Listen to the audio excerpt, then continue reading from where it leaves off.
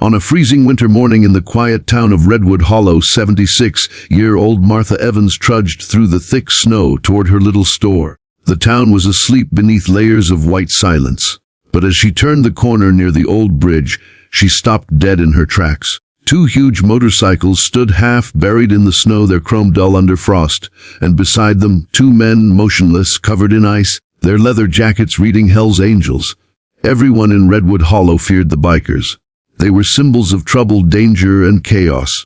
But what Martha did next would make her the town's most talked about woman and change the meaning of compassion forever. Martha Evans had lived in Redwood Hollow all her life. A widow of 20 years, she ran the small grocery shop her late husband had built with his hands.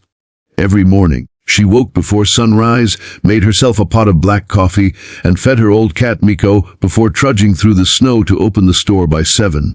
She liked the quiet. She liked the routine. Life was simple, predictable, until that morning. The cold that day was unbearable, the kind that bit through layers and burned the lungs. The storm from last night had left drifts waist deep and frozen the town's only bridge solid. Martha's boots crunched as she crossed the old street when she saw something out of place: two motorcycles standing on the side of the road, their engines dead and tires half buried. Then, beside them, two bodies slumped against the guardrail. Her heart jumped. "Oh dear Lord," she whispered, clutching her scarf tighter. For a moment, she thought they might be dead. The black leather jackets with skull emblems and bold Hell's Angels logos sent a chill down her spine. Redwood Hollow had seen them pass through before, loud, wild, and unwelcome. People whispered stories of fights, drugs, and violence. But these weren't monsters now. They were frozen men. Martha forced herself closer. Their faces were pale and stiff from the cold. One looked younger, maybe in his late 20s, with a beard full of frost. The other was older, mid-40s, with tattoos crawling up his neck and a scar cutting through his brow. She checked for a pulse with trembling hands. The older one's skin was ice cold, but then, faintly, she felt it. A heartbeat. Weak, but there. "They're alive," she gasped. Without a second thought, she dragged her old sled from behind the store, bundled them on it one at a time, bones straining, breath heaving, and pulled them through the snow toward her shop. It took her nearly half an hour. By the time she got them inside, she was shaking from exhaustion. She lit her old gas stove, wrapped the men in blankets, and boiled water. The younger one stirred first, eyes fluttering open. He blinked in confusion. Where am I?" "You're in my store," Martha said softly. "You were half frozen out there." The man's eyes darted around, then he spotted his jacket on the chair. "You shouldn't have helped us," he croaked. "We're not good people." Martha smiled faintly. "No one deserves to die in the cold sun.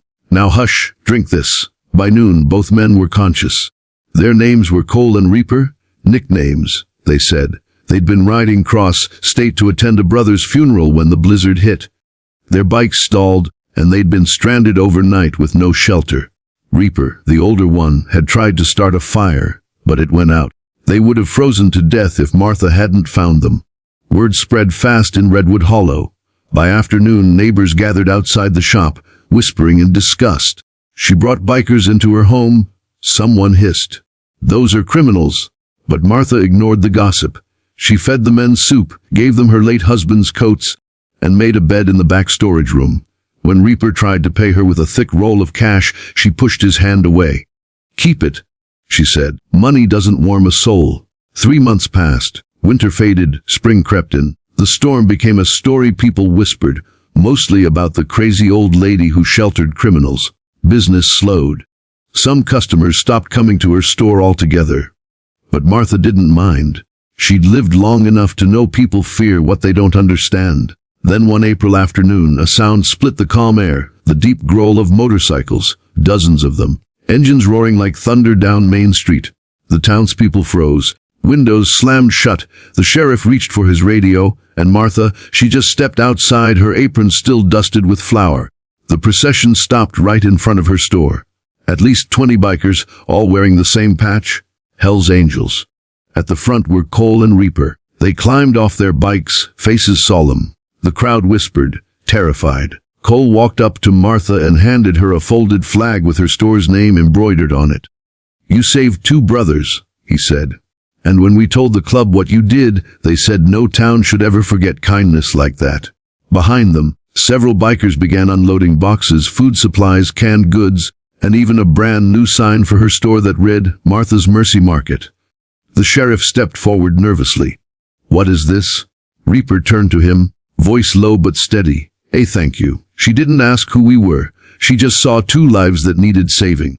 The world needs more people like her. The town fell silent.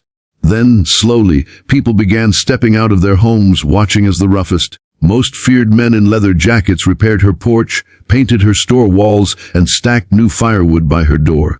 No one had ever seen anything like it. When they were done, Cole hugged Martha, gently, like a son would hug his mother. "You told us to pay it forward. We will. Everywhere we go." Martha's eyes glistened. "Just stay warm this time," she said with a smile. The Hells Angels roared out of town, but the story didn't end there. Over the next few months, townspeople began to change. Folks who once judged started helping strangers. Teenagers who mocked her began visiting to hear her stories. The sheriff even made her an honorary town hero for acts of compassion beyond reason. A year later, Redwood Hollow unveiled a small plaque near the old bridge where she'd found the two men. It read, "In memory of one act of kindness that thawed two frozen hearts and an entire town. Kindness doesn't ask for credentials. It doesn't care about tattoos, pasts, or reputations. Sometimes, the people we fear the most are the ones most in need of warmth. And sometimes one brave, lonely heart can melt the ice around an entire world."